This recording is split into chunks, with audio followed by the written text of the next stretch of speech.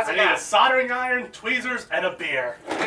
What do you need those for? Don't worry about it. I feel like I should. Give me a break, a little escape. I am so tired of being me.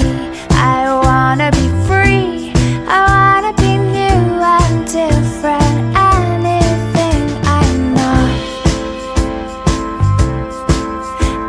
not.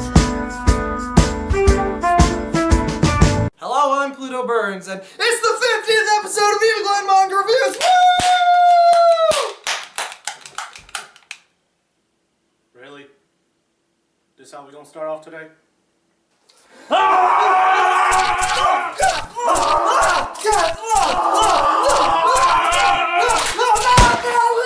No, this cannot be allowed to continue.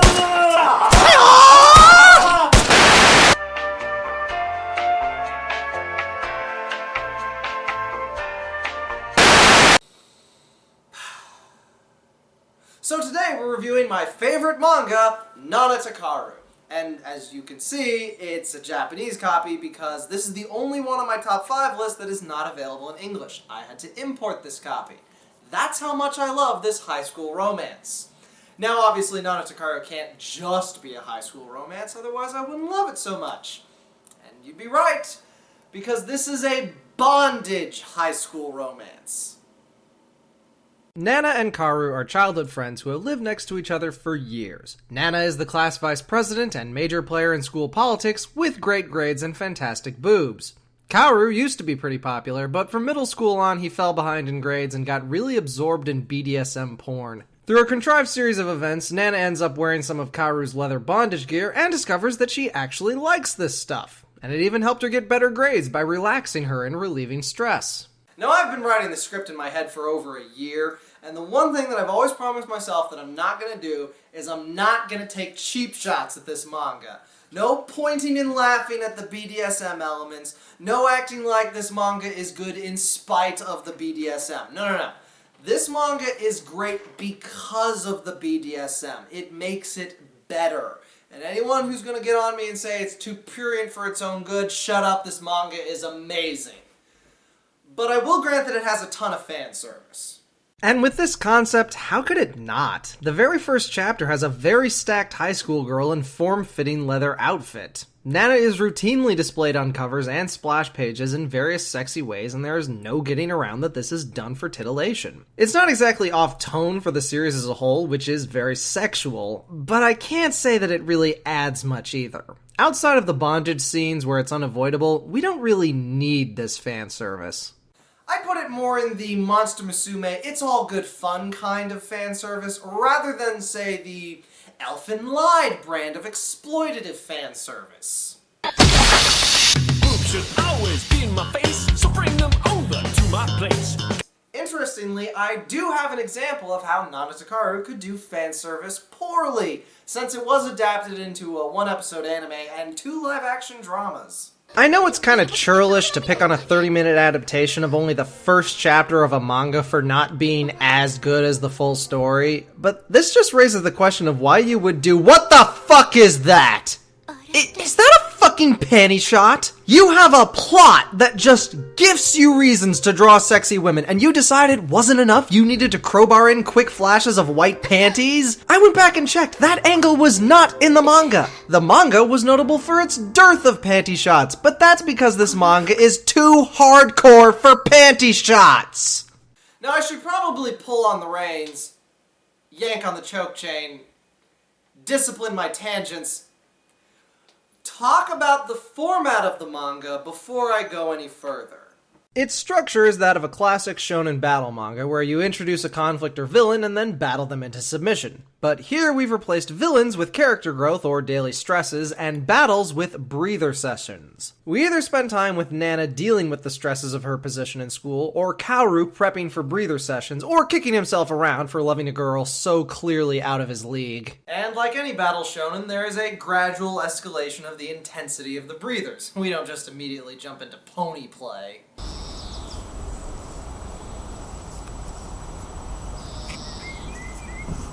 It's important to remember that even though Kaoru is a fan of BDSM, he's new at this too. And they're both teenagers, so they're working on a limited budget for these sessions as well. So after the first session was basically just Nana in a sexy costume, their first planned session is just her wearing a collar and leash while in public. She even gets to wear a scarf over the collar. Doesn't sound all that exciting, but when you have to stop and chat with your teacher while wearing BDSM gear, you're gonna sweat a bit. A large part of what makes these sessions work is Kaoru doing lots of prep work. He has Nana take off the scarf and walk a path with the collar in plain view, but it's also in an area he has previously scouted as having very few pedestrians at this time of night. He takes her into a men's room that's basically only used by sports teams in the afternoon and tells her to flash the mirror her panties. Nana realizes this isn't actually that big of a deal, but that isn't the right mindset for a sub, and Kaoru interrupts. You know, Nana, the boys at school, they talk about you quite a bit, you know. You got big breasts and a good body, Nana.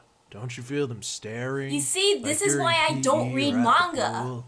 All the boys at school are looking at you, Nana. I'm sure every single one fantasizes about your panties. These guys always use this bathroom and also beat off in here going, "Ooh, Nana, I wonder what kind of panties she's wearing," they say. Kind of smells, That's doesn't fucked it? up. It smells like their sweat and piss and their cum. What's wrong, Nana? You haven't even started it all. I don't want to hear you say you don't want it, since this is something we started because you asked me to. The manga makes good use of the breather sessions as a way of exploring the characters. We get to see Nana be her strict and efficient self at school, but all her selfishness and insecurities get drudged up in these sessions. As for Kaoru, there's no getting around the fact that he is a perverted loser at school. But we get to experience a lot of the story from his perspective, and he really is aware of his general loudishness. He loves Nana, but he knows he's completely unfit for her. He wants to be around Nana at school, but he knows his predilections would reflect poorly on her and with the people she considers friends. He also vastly underestimates his handiness, if his ability to create bondage gear is any indication. He makes her a leather collar and adds padding when she mentions slight chafing. He takes up strength chaining so he can more easily lift her if they ever do rope lifting. We get a whole few pages worth of him making the store-bought ropes usable for bondage. Oh yeah, you can't just use store-bought ropes. It'll tear right through your skin. Kaoru has to rub it down with oils, treat it with candle flame, and leave it hanging with weights on it.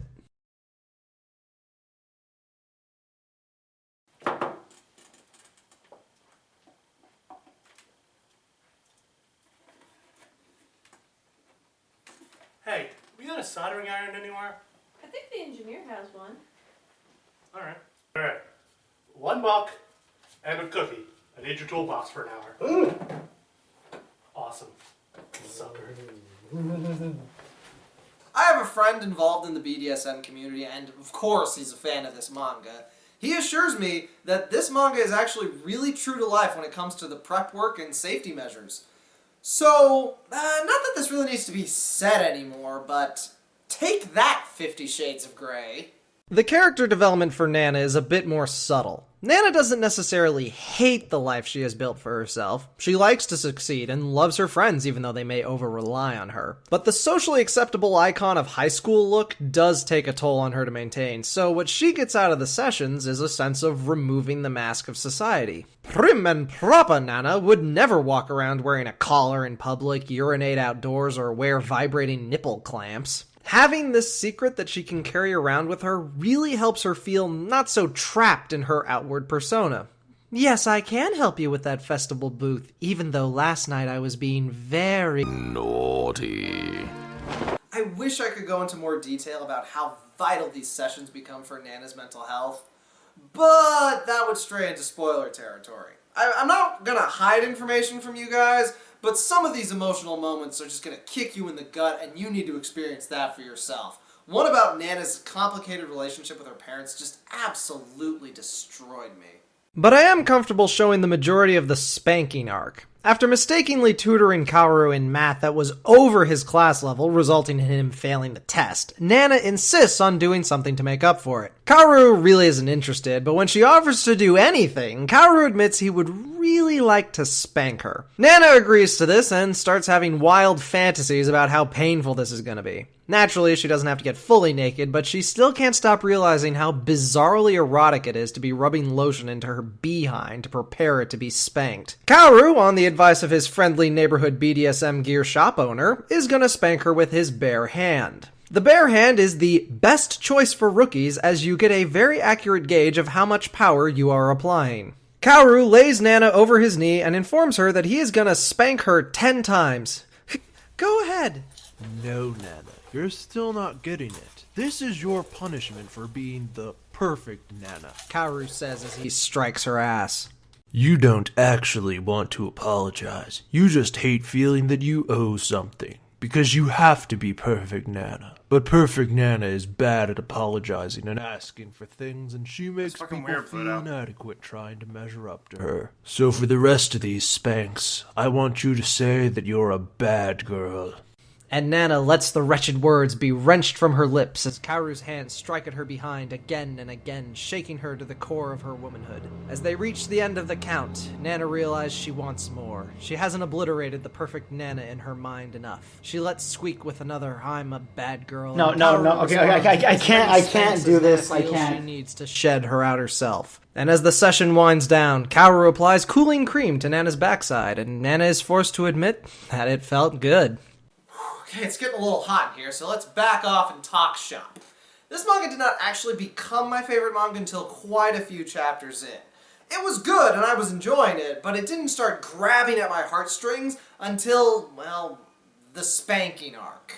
But what's interesting is that Nanachanscans switched magazines at one point. Chapter 26, to be precise, is when the jump from Young Animal Arashi to Young Animal happened. Now, you may have noticed those magazines have very similar titles. Well, that's because they're owned by the same publisher. It took a bit of digging to find out what the difference between them was, but Young Animal Arashi comes out monthly, while Young Animal Classic comes out bi-weekly. Now, I don't know if the magazine switch resulted in a new editor who really helped guide this manga to greatness, or if the shorter time in between chapters really got the creative juices flowing, or what.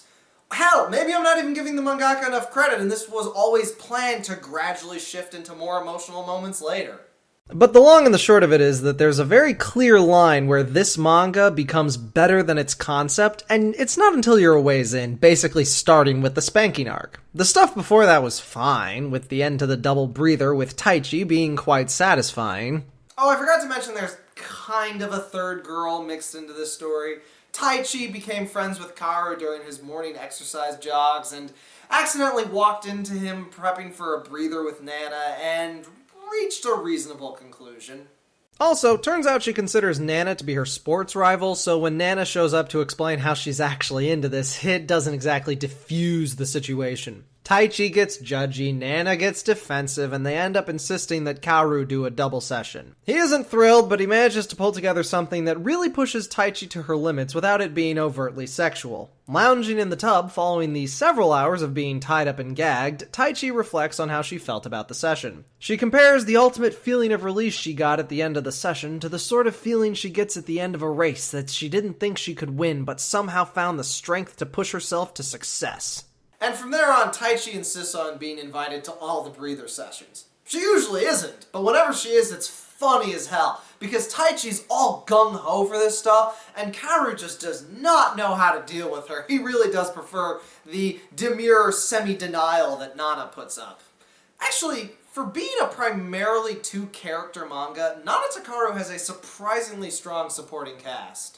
Nana gets the majority of the backup characters with her cadre of friends, underclassmen, and teachers who routinely rely on her for probably too much work. We don't spend a ton of time with them, but they do come across as rounded people, even if I never grew to like them. Kaoru has his own friends, but they're basically caricatures of perverts. There was a surprisingly poignant chapter where Kaoru teams up with the student council president. He's a straight-laced guy who's got a crush on Nana, but he has a porn DVD that he really likes. One day he comes home and his sister has searched his room and shown the DVD to his mother. Which really pisses me off, because that DVD was hidden in a very private and clever spot. So his sister had to make a concerted effort to go through his things just to find that DVD. I'm sorry, Mother, but the main issue here is not your son having porn.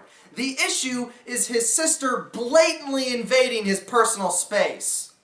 But anyway, Kaoru runs into this guy crying over the loss of his one and only source of porn. And being a swell guy, Kaoru enlists his perverted friends to help him find another copy. Unfortunately, he doesn't know anything about the porno other than the name of the main actress. It takes them a long time to track it down from just that info, but they do eventually find it. It was a neat little bonding experience between boys, and I can really relate to the difficulty of trying to track down some internet content you only have vague memories of. One last thing of note is that this is one of the few mangas I've ever reviewed that prominently features parents. Kaoru's father is dead, but his mother features prominently. He doesn't treat her great, but she mostly rolls with it and is hilariously chill about his BDSM hobby. She doesn't even care what he's doing, she just wishes he'd spend more time on his schoolwork. Nana's parents are mostly absent for the start, but it's intentional. Her mother is a high-ranking military official and divorced from her father, so Nana has some serious issues with her parents, even though she does love them. Any more would be spoiler territory, but it took one hell of a breather to help Nana deal with those feelings. Look, there isn't much more I can do to sell this manga to you. It's a heady mix of really satisfying character beats and erotic BDSM content. And sometimes that mix fizzles, like with the weak-ass panty arc, and sometimes that mix blows up in your face, like with the deeply uncomfortable yet oddly satisfying suppository arc. You only get greatness when you take chances, and it was a huge chance trying to make me care about your characters in the BDSM manga. Congratulations, I actually care. All I've got left to do is talk about the artwork. Well, it's quite good. The backgrounds are solid and the characters are fully detailed. The artist doesn't have much in the way of facial range, with Kaoru's mother looking disturbingly like him in a wig, and Nana's face resembles a lot of the other girls. I'm familiar with Amazume Ryota's work, and he basically has two faces for each gender, which is more than what you get from most shoujos. But I do want to draw attention to the bodywork. The subject of the manga means that a lot of attention is drawn to the women's bodies and how they interact with ropes and leather. But more than that, you actually get a sense that different women have different body shapes. Most obvious when you put Nana next to Taichi, with Nana being all curves and Taichi being athletically bony. Barely any mangakas actually have the chops to distinguish characters by more than their face and hair. I love this manga, I love this manga, I do. I was gonna wait till they finished the manga to give it a full review, but they've basically finished up the last arc. So at this point, let's just do this. It has been a wild ride, and I am so glad I got a chance to share it with you all. Amazume Ryota has quite a few other works, ranging from the weird to the basic softcore porn. Nanachanscans itself has a spin-off manga named Black Label, and that one has actual sex in it. Although, funnily enough, not between Nana and Kaoru. Like, 10 people have sex in that manga, but Nana and Kaoru just hold hands. They're so sweet and adorable. I have had a wonderful time sharing this show with you. It's been a great 50 episodes, and I look forward to seeing you on the next episode. Till next time, I'm Plutoburns, and this has been Eagleland. Salute. Alright. Is that a bomb? Is that a problem? Yes, that's a Oh my god! Everyone, evacuate! I'll grab all the video games and board games! We are getting out of here now!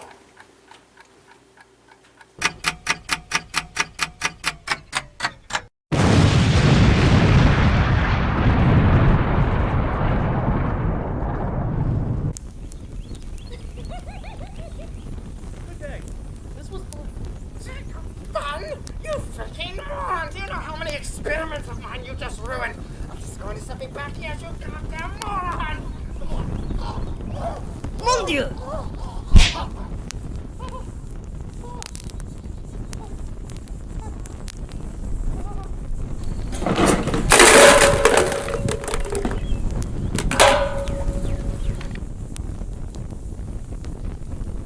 We're gonna have to find a new place to live. Looks like it. I'll call the goddamn contractor.